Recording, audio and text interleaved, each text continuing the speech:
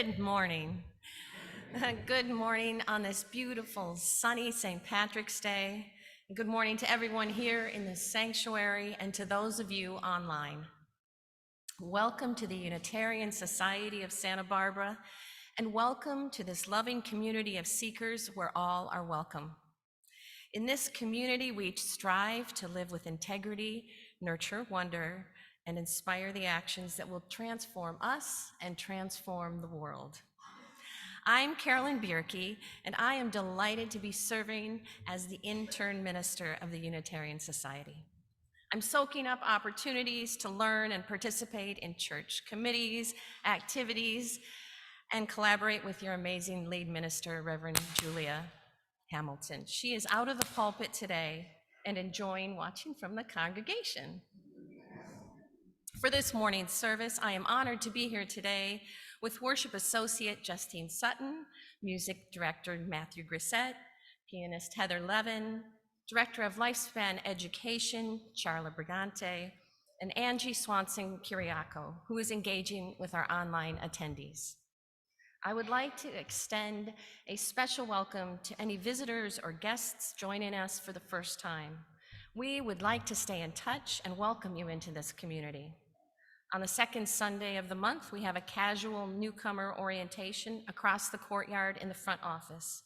And also you can visit the welcome table in the courtyard or join us for the online coffee hour.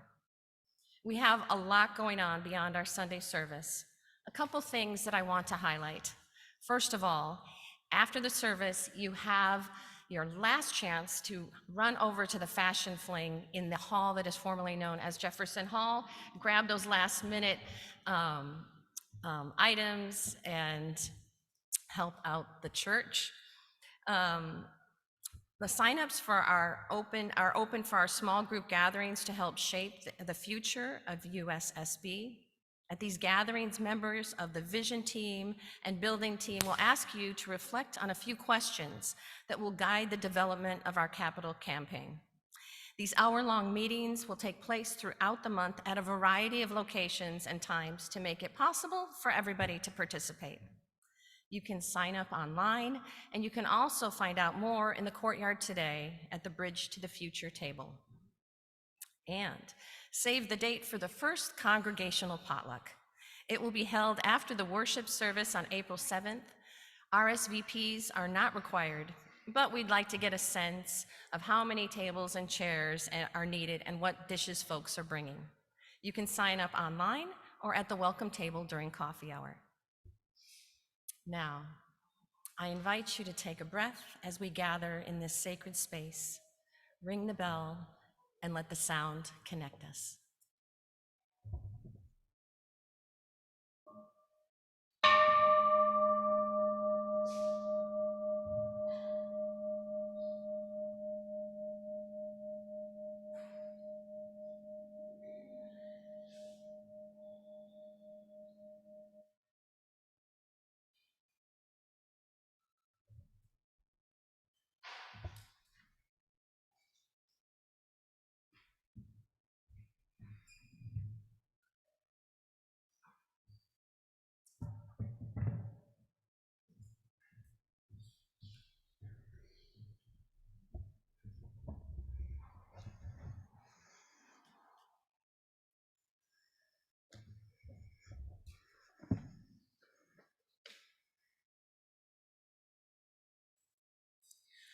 Our chalice lighting words today are attributed to Kalidasa. Look to this day, for it is life, the very life of life.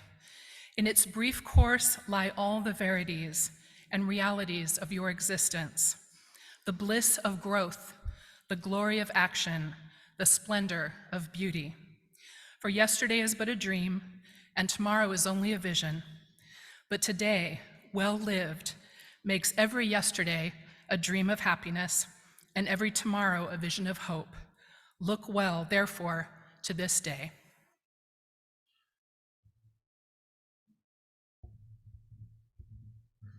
Please rise in body or spirit and join in singing our opening song, Morning Has Come.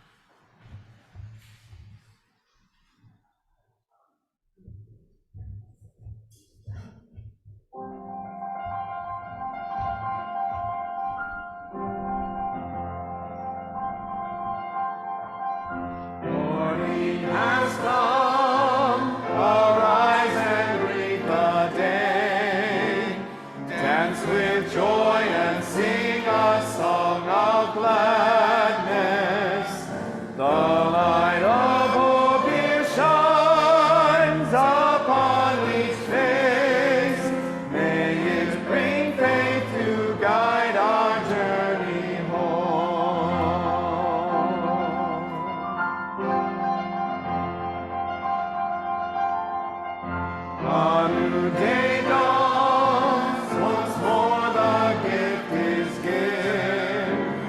Wonder fills this moment shared together. The light of peace it shines upon each face. May it bring faith to guide our journey home.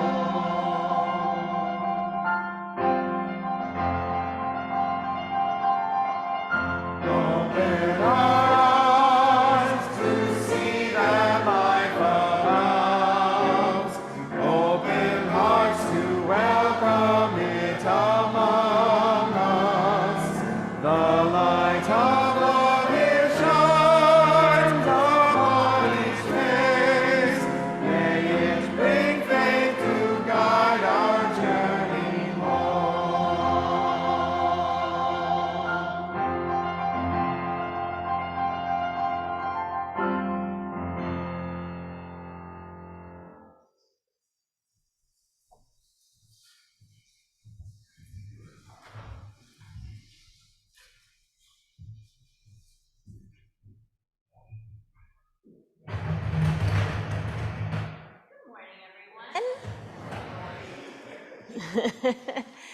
If anyone would like to come forward and join me for a story, I would love to have you up front.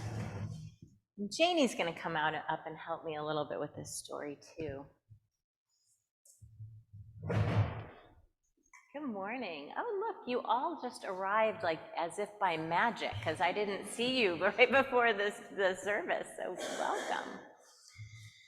Well, just like a couple of weeks ago, the Wonder Box was on my desk again this morning. That's twice in a month. That's kind of unusual, but there's something in here, I think. So I wonder, Max, would you open it up and see what it is? You knew it? Yarny. Oh, it's yarn, and it's gold. It's kind of a gold color. It's like a golden thread, a golden yarn. You know, I think I might have a story about this. Janie, can I hand that to you? Janie's going to help us out. I just might have a story that has something to do with a golden thread. Once upon a time, there was a boy named Peter.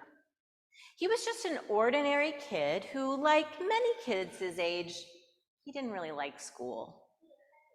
He much preferred to wander in the woods near his house and daydream. He spent a lot of time in school daydreaming, too, about how his life would be better in the future. Peter, what are you dreaming about this time? His teacher would say to him. I'm thinking about what I'll do when I grow up, Peter Oh, this replied. new intern they have is There's doing it. plenty of time for that, Peter. Being grown up isn't all fun, you know. You should enjoy being a kid while you can, his teacher said. And please focus your attention on the math problem on the board right now.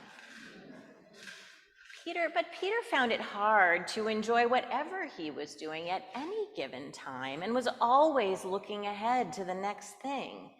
In the winter, he longed for summer beach days, and on hot summer afternoons, he couldn't wait for cozy winter evenings at home. At school, he would long for the day to be over so he could go out into the woods. And on Sunday nights, he would sigh, I wish spring break were here. Are any of you feeling that right now? It's coming, it's coming. Often he wandered through the forest, dreaming of the future. Sometimes he lay down on the soft forest floor, his hands behind his head, staring up at the sky through the distant treetops. One spring afternoon, he dozed off in the warm afternoon sun. A few minutes later, he heard someone calling his name. He opened his eyes and sat up. Standing before him was an old woman with long white hair, and in her hand she held a ball of silken golden thread. Do you see this, Peter? She said, offering the ball to him.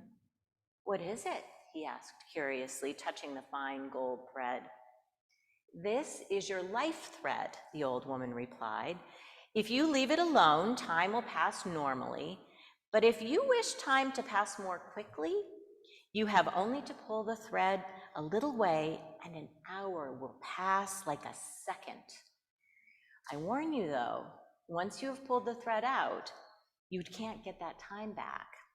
The ball is for you if you like, but use it wisely. Do you accept my gift? Would you guys want that? Some of you are saying yes, some of you are saying no. Yeah, okay. Smart kids. Peter seized the gift from her joyfully. It was exactly what he needed.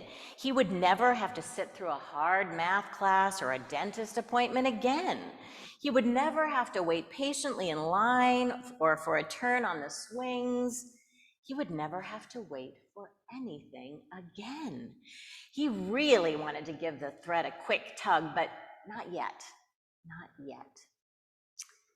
The next day at school, Peter sat daydreaming about what he would do with his magic thread. The teacher scolded him for not concentrating on his work. If only the school day were over, he thought. Then he felt the little gold thread in his pocket. If he pulled out just a tiny bit, I wonder what would happen. The next thing he knew, the teacher was telling everyone to pack up their books. It was time to go home.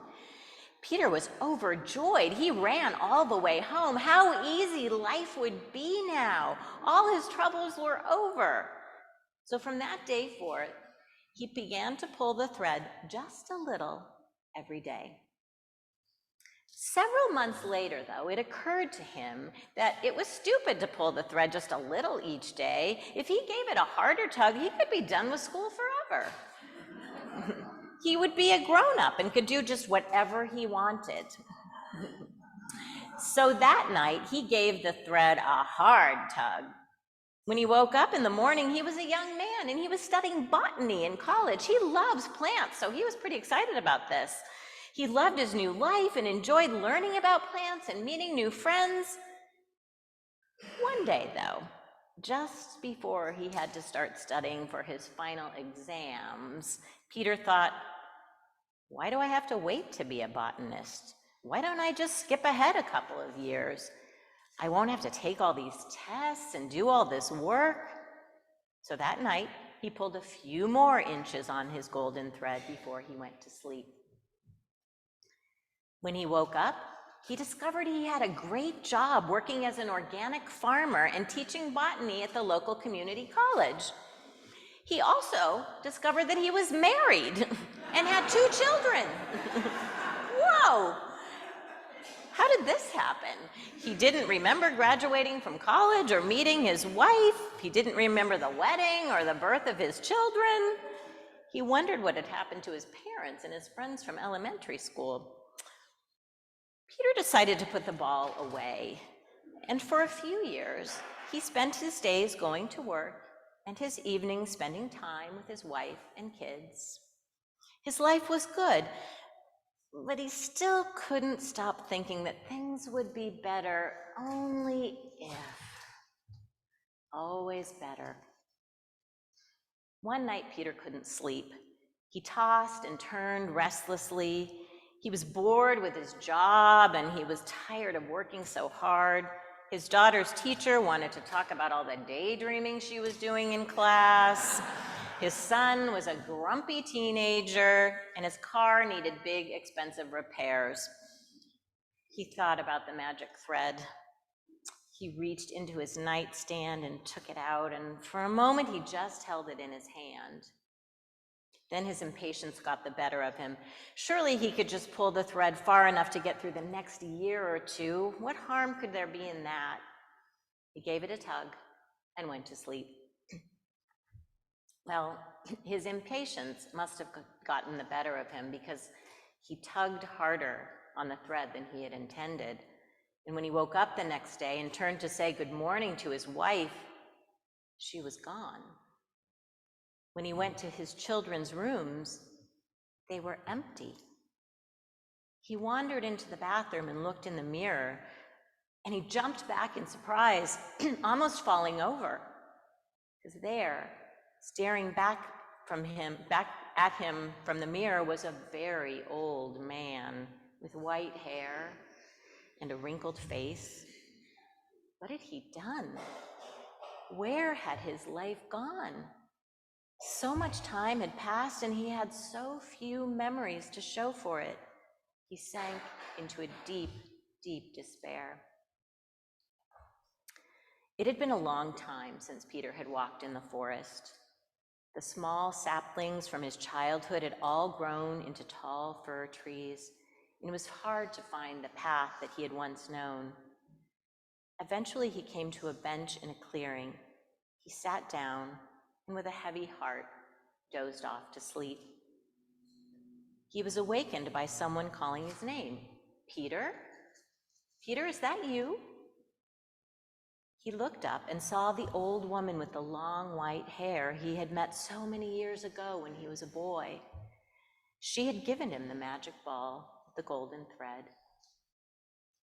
She looked exactly the same as she had on the day they met, not a day older. She smiled at him. "So, Peter, have you had a good life?" she asked. "I'm not sure," Peter said. "Your magic ball did everything you said it would do. I have never had to suffer or wait for anything in my life. And yet it all passed so quickly. I haven't had time to take it in, what has happened to me, the good or the bad. I have so few memories to look back on, and now I'm a very old man. I don't dare pull the thread again, for it will only bring me to my death." "I don't think your gift has brought me luck," he said. "How would you have wished things to be different?" asked the old woman. "Well, maybe if you had given me a different ball, one where I could have pushed the thread back in as well as pulled it out." The old woman laughed. "You ask a great deal, Peter. Doesn't everyone wish they could skip through the hard parts of life and relive the happy days over and over? That's not how life works, though, Peter. Life is both beautiful and hard. I'm afraid I can't grant you that wish," she said. "But there is one wish I can grant you." "What's that?" Peter asked. "I can send you back to the day we met," the old woman said. "You can refuse to take the ball of thread when I offer it. You will then live your life day to day, experiencing some bad things, enduring the boring days and hard work that are part of life. But you will also know the good days, the joyful moments, and the loving friends and family that are also a part of life." Peter didn't have to think about his answer. "I accept," he said. "I would like to live my life again without your magic thread. I will experience the bad things as well as the good without cutting them short. And at least my life won't pass as quickly and meaninglessly as a daydream." "So be it," said the old woman. "Give me back my magic thread." When he awoke from his nap, Peter looked down at his hands and saw that they were the hands of a young boy. He ran home from the woods and gave his mother a huge hug when he saw her. "Wow," she said, "are you all right?" He looked up at her with joy and relief. "I had a terrible dream, Mom. I dreamed that I was old and really old and really old, and that my life had passed like the blinking of an eye with nothing to show for it. Not even any memories." His mother laughed and shook his head. "That's not going to happen," she said. "Memories are the one thing we all have, even when we're old. Let's go have a snack and you can tell me about your dream." His mother prepared celery with peanut butter and sliced an apple for him. It was the best snack he had ever tasted. And the next morning, as Peter walked to school, he noticed what a bright spring morning it was, the kind of morning that makes it that you feel glad to be alive. He had enjoyed his favorite cereal for breakfast. Soon he would see his friends and his teachers, and he would learn new things at school and play kickball at recess. His math homework was finished, and his life was beginning anew. It was good to be alive. And that's our story for today. So let's head out.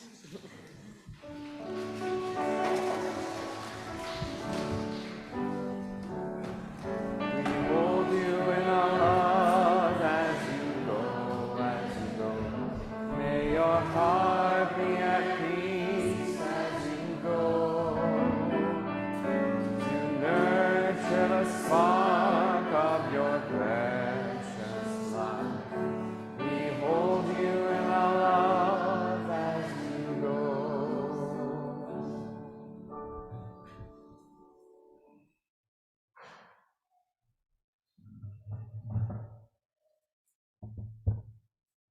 Good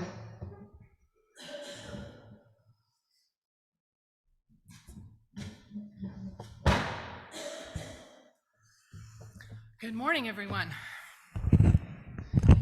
As most of you know, I'm Justine, your friendly neighborhood pagan, and I'm glad to be here with you today as we recognize spring equinox. So spring equinox is Tuesday, March 19th, this coming Tuesday, at 8:06 p.m. Pacific Daylight Time.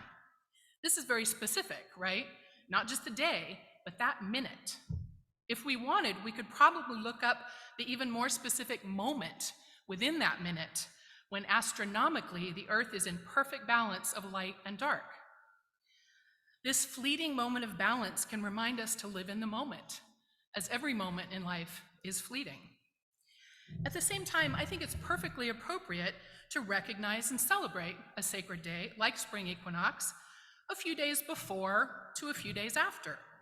We're doing it now, 2 days before, and others may celebrate at the end of the week, a few days after. In this, we see that there can be ease with the timing of our celebrations.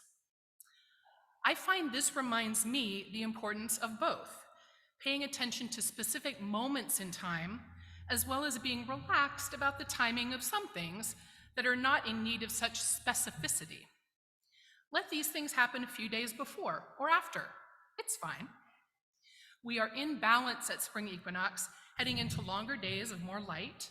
We notice that already, right? Staying light later.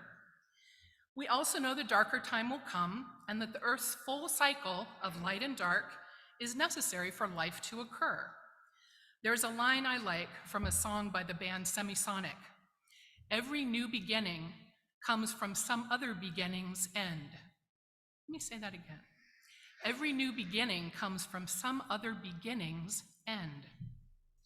For millennia, humans have taken this time around spring equinox to celebrate the bursting of life around them, sunshine and baby animals and flowering buds and green plants. Some of these traditions, of course, have carried over to modern Easter celebrations. So here I have some symbols of spring equinox, and I would like to ask you to play a game with me. Now, this might be the kind of thing you think of that we do at Time for All Ages with the children, but this is a time for all ages now, and I think we all need to let our inner child out sometimes to play, right? So will you play with me? All right. So I'm going to give some descriptions, and I'd like you to call out the answer loud and clear. And here's a hint. They all start with the letter B. Okay. So who represents sustenance? Working hard to create food for their families, which is also a sweet thing that humans love too. Bees, yes, indeed, flying around very industriously, right, collecting the pollen and making the honey. Who represents rebirth as they completely transform and develop beautiful wings? Butterflies, you are good at this. Who represents fertility, having big families with lots and lots of babies? Bunnies, very good. Who represents the joy of spring, who sings in the trees and welcomes the dawn? Birds, yes. What represents abundance as we use it for gathering fruits and nuts and maybe eggs? Basket, yes. And what represents enjoyment moment, something that is small and sweet and tart on the tongue? Berries, yes. In some places, berries come later in the summer, but I believe here in Santa Barbara, we start to enjoy berries sooner in the year. What represent good wishes of abundance and joy for the seeds we sow in actual gardens or our plans for the coming year? What is it that represents good wishes you give someone? Blessings, yes, yes, indeed. Thank you for playing with me. That was fun. So I'd like to share now an excerpt from some words by Karen L. Culpepper. Nature does not need to be told to do anything. It is just born again, instinctively in community. Spring is the alchemy of sacred secrets and earth mysteries, combined with decisiveness and courage. This is a time to visualize and create, to set intentions and make adjustments to your path. This is the time to practice consistency and create sustained momentum and growth. This is another chance to nurture and actualize dreams from our heart's deepest desires. In the circle where I received my priestess training, our spring equinox ritual included a time of visualization, reflecting on the seeds we wanted to sow for the coming year. We'd sit and take some time to visualize what we wanted, and then we'd write 2 or 3 of them on slips of paper. These were tucked away in a safe place, and part of the autumn equinox ritual, 6 months later, was taking them out and reflecting on how our seeds had grown, what we were harvesting as we headed into the darker time of the year. Sometimes what you decide to grow and nurture comes as a surprise, as happened to me recently. I was given a live orchid by a family member. Its flowers are white with pale lavender and a little yellow at the center.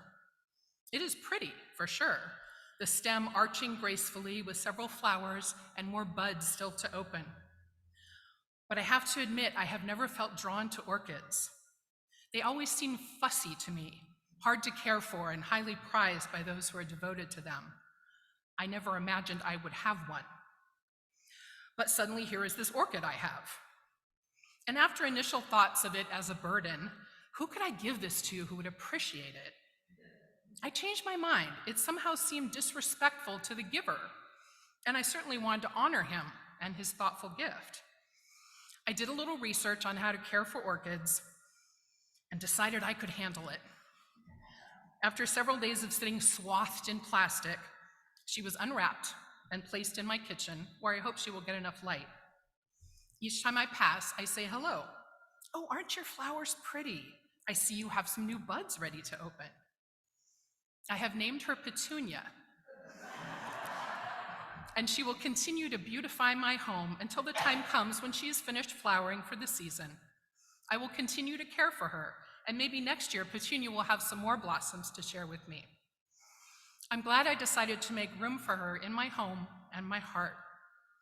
Sometimes you just don't know how things will go and who you will decide to nurture. Sometimes that balance of what you want and what you don't tips to the unexpected. Blessed be.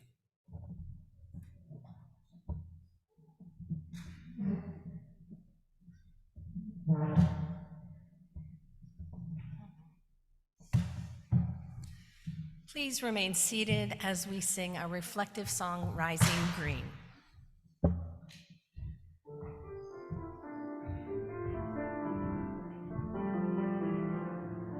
My blood doth rise in the roots of yon oak, her sap doth run in my veins, boundless my soul like the open sky, where the stars forever have lain, where the stars, where the stars, where the stars forever have lain. My hands hold the weavings of time without end, my sight as deep as the sea, beating my heart sounds the measures of old, that of love's eternity, that of love, that of love, that of love's eternity. I feel the tides as they answer the moon, rushing on a far distant sand. Winging my song is the wind of my breast, and my love blows over the land. And my love, and my love, and my love blows over the land. My foot carries days of of the old into new. Our dreaming shows us the way. Wondrous our faith settles deep in the earth, bright and green to bring a new day.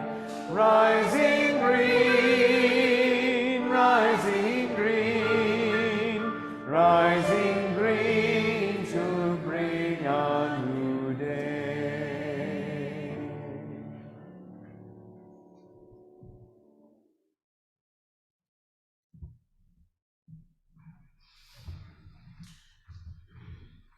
As we open our hearts to these days of longer sunlight and buds and blossoms on the trees, I invite you to join me in a meditation that uses a bit of that deliciousness of spring. The ushers are going to pass around bowls of strawberries.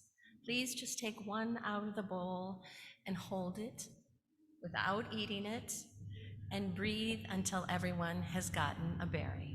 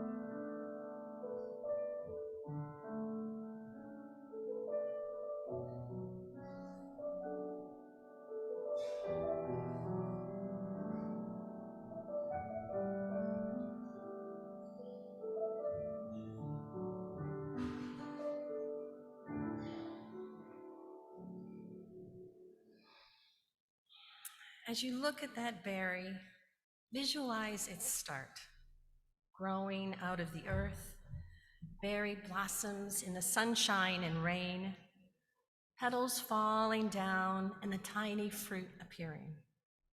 The sunshine and rain continued, and the tiny berry grew. Then someone picked it. It journeyed, and now that berry is here. With this berry in your hand, begin to explore it with all your senses. Focus on the berry with curiosity as if you've never seen anything like it before. Focus on really seeing it. Explore every part of it. Turn it around with your fingers and notice what color it is. Notice the seeds and where the surface reflects light or becomes darker. Next, explore the texture, feeling any softness, firmness, or coarseness. And if thoughts arise, just see if you can acknowledge these thoughts, let them be, and bring your awareness back to the object. Now take the berry beneath your nose and carefully notice the smell. And begin to take slowly a bite of the berry, noticing how the arm knows exactly where to go. Perhaps becoming aware of your mouth watering. Gently place the bite on your tongue. Explore the sensations. And when you're ready, intentionally chew it. Notice the taste and the juiciness it releases. Slowly chew it. Be aware of changes in consistency as you chew. And when you feel ready to swallow, notice the sensations of swallowing the berry. I will give you another minute to enjoy the rest of your berry, and when you have finished, just breathe.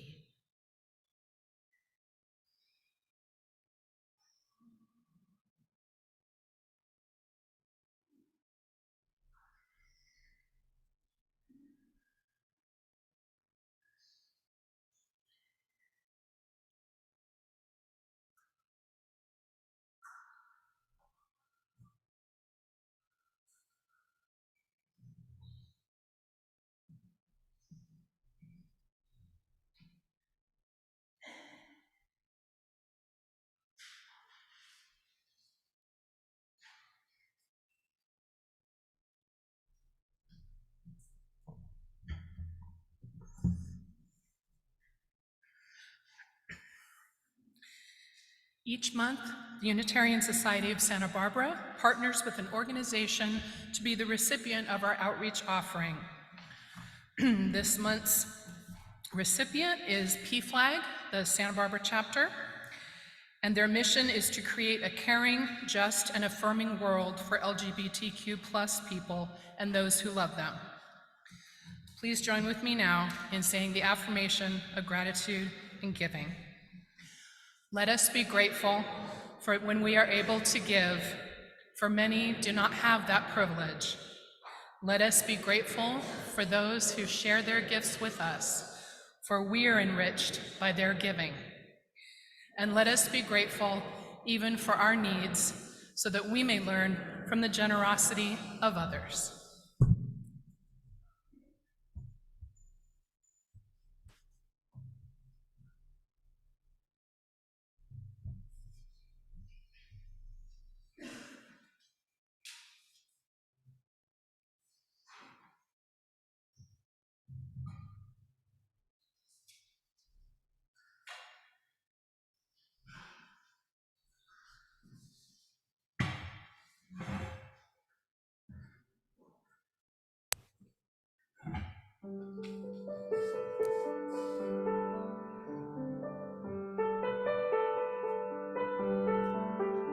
The secret of life is enjoying the passage of time.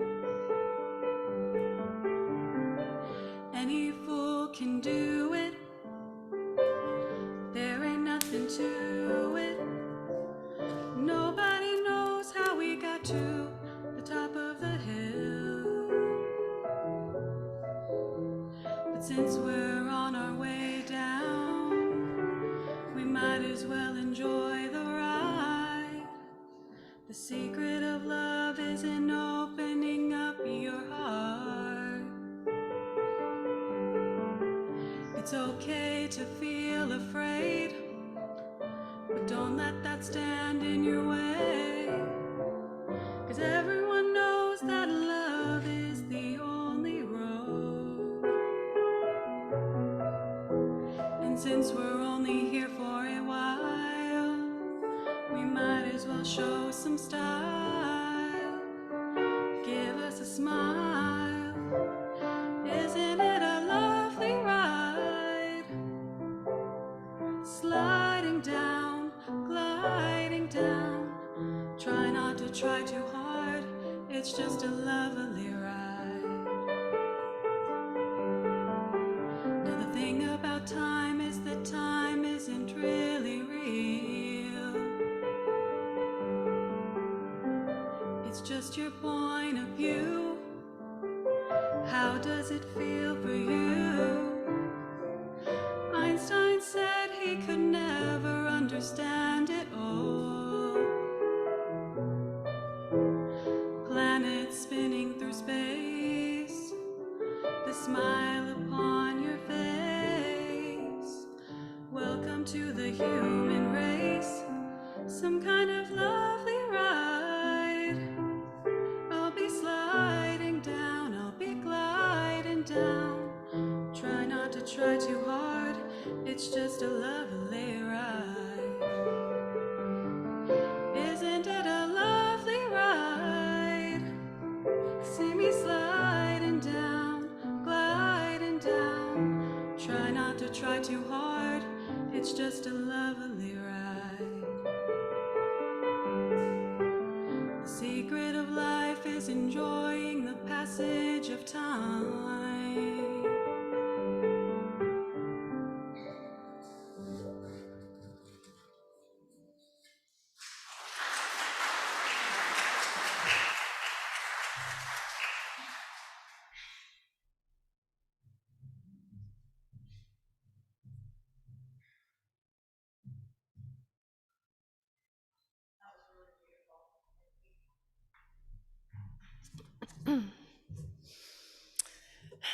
As I pondered over what to share in my inaugural sermon at USSB, I decided to delve into a topic that is close to my heart and calling: death.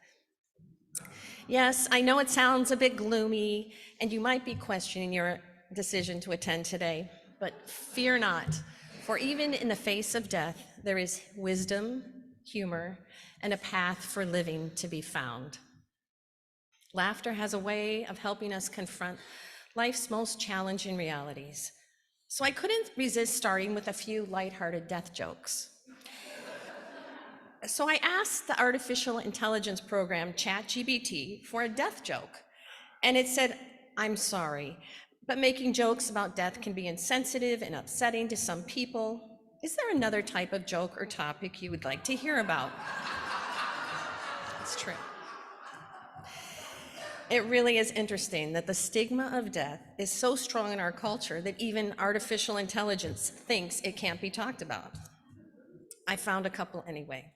Sorry. At the boss's funeral, a disgruntled employee kneeled next to the coffin and whispered, "Who's thinking outside the box now, Gary?"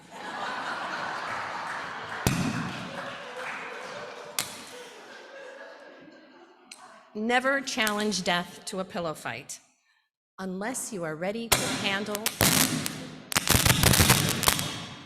Wow. Maybe it's really not a good idea to make a death.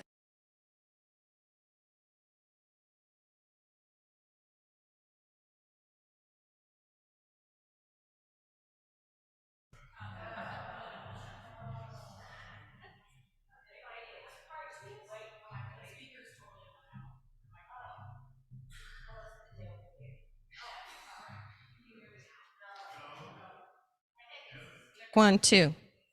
Hello. What? This one? Test one, two. Test one, two. All right. We're back on. All right. You get to hear that one again. Never challenge death to a pillow fight unless you are ready to handle the Reaper cushions. A cartoonist was found dead in his home. The details are sketchy. Now, I know these are silly, but humor is powerful. It allows us to touch on uncomfortable subjects in a way that releases tension and helps to normalize the situation. I entered seminary with the intention that I wanted to work in chaplaincy because, oddly enough, I wanted to get comfortable with death, help others in their journey, and I wanted to support people in times of crisis.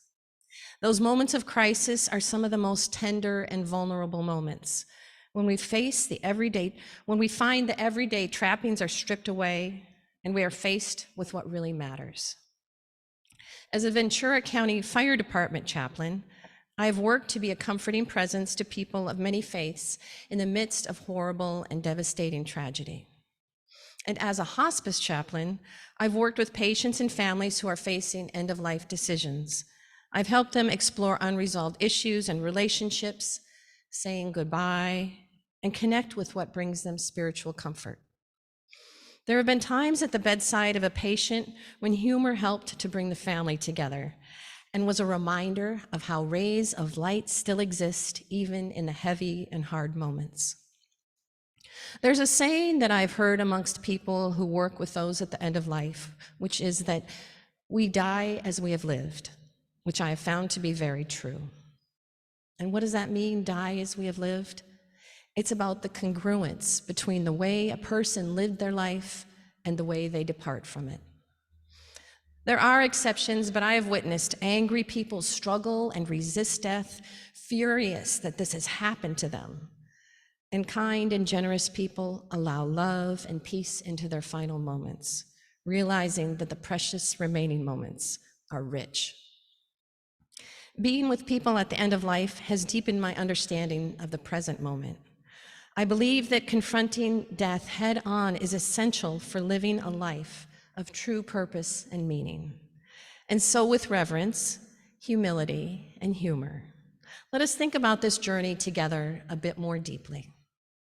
As we move into spring and towards the days with more light, the light always casts a shadow. As Justine said, we know the darker time will come and that the earth's full cycle of light and dark is needed for life. One of the indisputable truths there is that every second we are edging one step closer to our final moment here on earth. And instead of denying that truth, knowing it can help us embrace and savor the preciousness of life. In Buddhism, they talk a lot about death and have a good sense of how it informs life. There's a Buddhist sutra about the mindfulness of death called the Maranasati Sutra. The Buddha says to his students, those of you who have said, I think I'm going to live another day or night and I have time, or I will live to eat another meal, or merely said, I will eat 3 or 4 more morsels of food. All of you are living heedlessly. Those of you who are practicing and living while thinking, I might only live long enough to chew this bite of food, or I might only live long enough for the duration of this in-breath or the duration of this out-breath. Those of you are practicing heedfully. And through this sutra, the Buddha expresses the inevitability of death, the uncertainty of the time, and emphasizes that life is fragile and can be taken away at any moment. He urges us to contemplate our impermanent nature so we can develop a deeper understanding of the impermanence of life and the importance of using our time wisely. This kind of awareness of the gift of every moment can be hard to cultivate. Thinking back on today's meditation, I invite you to think about the experience of the strawberry. How did slowing down and noticing from all the senses help to be more in the present moment? Did it help to ground you? Some people become very aware of this when they get a serious illness or lose a loved one, and maybe you've had that experience for yourself. It's that sort of waking up when the ego is forced to step aside and the realization that the fancy car, the house on the hill, or all the money in the bank isn't going with us when we die. Knowing this can change how we treat people, what we do with our time, and it deepens our love for the present moment. My family has a history of Alzheimer's. It has afflicted my grandfather, my father, and all his siblings. It is a heartbreaking disease, as many of you know. Dementia-related diseases are so prevalent in the world these days. Alzheimer's changes the way I experience life. My father's memories of life and our times together are erased, and there's a possibility that my father won't recognize me the next time I see him. And there's also the possibility that I may be the next one in my family. How I frame this can be a real testing ground for living in the present. What if this moment with the strawberry is all there is? How can I appreciate this moment in such a way that it is enough, even without pictures and souvenirs? How do we live with the ever-present promise of darkness ahead in a way that honors every precious and unguaranteed moment that we are given? Unitarian theologian and minister Forrest Church faced his death with cancer, a brief remission which gave him some unexpected time, and then ultimately a return of his illness.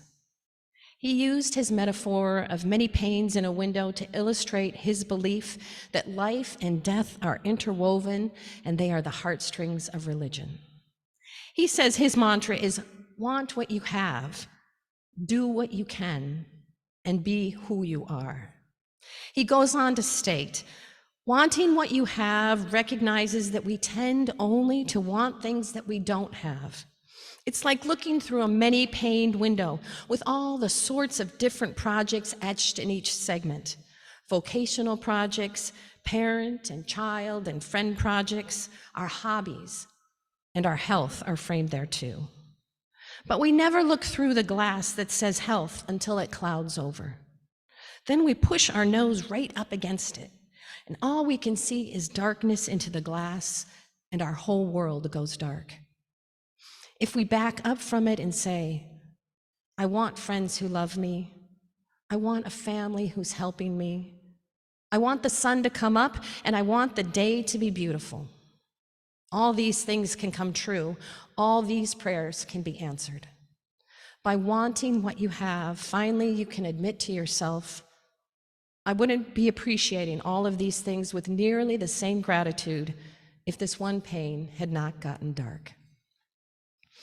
Now, I tried to choose ripe strawberries from the farmer's market for you this morning, but if your strawberry wasn't quite ripe or it had a blemish, did it change the meditation for you?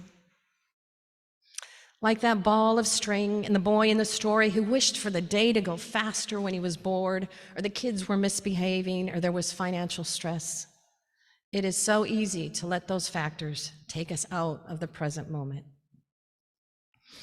As Forrest Church says, there are many benefits to this awareness of wanting what you have. We reduce the suffering of attachment and emotional reactivity. We become aware of how impermanent everything is. We find gratitude for each moment of our precious life. We gain greater compassion for ourselves and others when we appreciate our human vulnerability. We are less anxious about death, the death of our loved ones, and the dying in the world around us. This reduced fear of our own death can help us die in a state of peace rather than agitation. And finally, we find more joy and love in life because we are better able to remain fully connected to the present moment. And as we practice this awareness, how does it help us to foster a deeper respect for the diverse paths and experiences of others, leading us to approach our interactions with empathy and understanding? This mindfulness may be a catalyst for living out our faith in interconnectedness and compassion. There may be an acknowledgement of how short our mortality is, that it underscores the inherent worth and dignity of every individual. And when we confront that reality, we are reminded of the preciousness of each moment and the value of every person's journey. Death awareness is not just about confronting our own mortality. It helps us to directly see and embrace our interconnectedness. When we recognize that we're all connected by the inevitability of death, that can turn us towards empathy for all living things and inspire us to live with greater compassion and love. If we value interconnectedness, it calls us to embrace a sense of responsibility and stewardship for the well-being of both humanity and the wider world. We can sense all the elements and actions that contributed to that strawberry ending in your hand, and that our actions ripple through the fabric of existence. Within Unitarian Universalism, when we draw from our sources of wisdom, including direct experience and the teachings of world religions, it can help us to recognize that the contemplation of death has long been a part of spiritual practice across cultures. Our free and responsible search for truth and meaning encourages us, and more than that, I believe calls us to create communities where conversations about death are welcomed and supported. And by fostering an environment of openness and understanding, we create space for individuals to explore their own beliefs and feelings around mortality. This deepens their spiritual journey. Living according to our values is one of the many benefits of an awareness of death. Carlos Castaneda said, "When you need an answer, look over your left shoulder and ask your death." When we know that our time in this body and life is finite and we fully embrace it, we don't waste time. When the scarcity of our time and knowledge of the impermanent comes into the forefront of our consciousness, we tend not to do unskillful actions that cause harm. It may be that a result of this awareness is living with more freedom, ease, peace, love, and care, because we know there is nothing to hang on to. The way we live our life changes. And imagine if more and more people could experience this. Even if the idea of living as if this was our last day is familiar to you, hopefully it is also a gentle reminder to return again. Return again to the moment of love and let the fear dissolve. How do you want to experience your life? How can we taste the tiny moments of a strawberry, the first buds of spring, and find the humor in a difficult situation? In the words of James Taylor, the secret of life is enjoying the passage of time. Any fool can do it. There ain't nothing to it. Nobody knows how we got to the top of the hill, but since we're on our way down, we might as well enjoy the ride. It's just a lovely ride. What if this were your last day on earth? What would you do differently or change if you know you have 1 year left? 1 month, 1 week, 1 day, 1 hour, 1 breath. May we all live into the moment. Hug more, laugh more, and love deeply. And don't wait until tomorrow. May it be so. Please join me in a moment of prayer. Spirit of life and love, in this sacred moment, we come together with gratitude for the simple miracle of existence. We give thanks for the air we breathe, the earth beneath our feet, and the interconnected web of life that sustains us all. We hold in our hearts the pain of those caught in the grip of conflict and war, knowing that countless souls are suffering under the weight of violence and strife. We send our thoughts and prayers to those who endure the anguish of separation and loss. And we stand in solidarity with all those who work tirelessly for peace and justice. May our actions be guided by compassion, our words filled with kindness, and our hearts open to the pain and joy of all beings. Amen. Blessed be. Now, please rise in body or spirit and join in singing hymn number 1008, When Our Heart is in a Holy Place.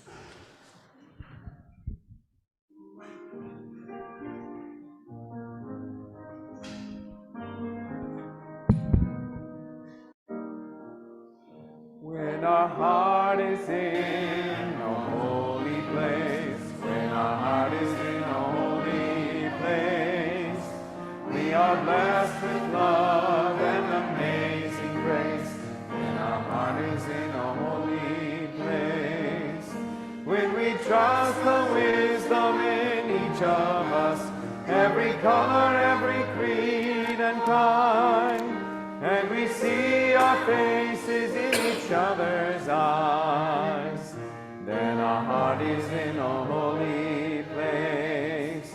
When our heart is in a holy place, when our heart is in a holy place, we are blessed with love and amazing grace. When our heart is in a holy place, when we tell our story from deep inside, and we listen with a loving mind, and we other's words. When our heart is in a holy place, when our heart is in a holy place, when our heart is in a holy place, we are blessed with love and amazing grace. When our heart is in a holy place, when we share the silence of sacred space, and the God of our heart stirs within, and we feel the power of each other's faith. When our heart is in a holy place, when our heart is in a holy place, when our heart is in a holy place, we are blessed with love and amazing grace. When our heart is in a holy place, when our heart is in a holy place. So stay right where you are. If you have permission, you may take the hand of the person next to you, or you might just want to put a hand over your heart. Let us be grateful. I'm sorry, that's the wrong thing right now. As you go out into this beautiful and heartbreaking world, may the light of love shine upon you, out from within you, be gracious unto you, and bring you peace. For this is the day we are given. Let us rejoice and be glad in it. And let us call out a blessing.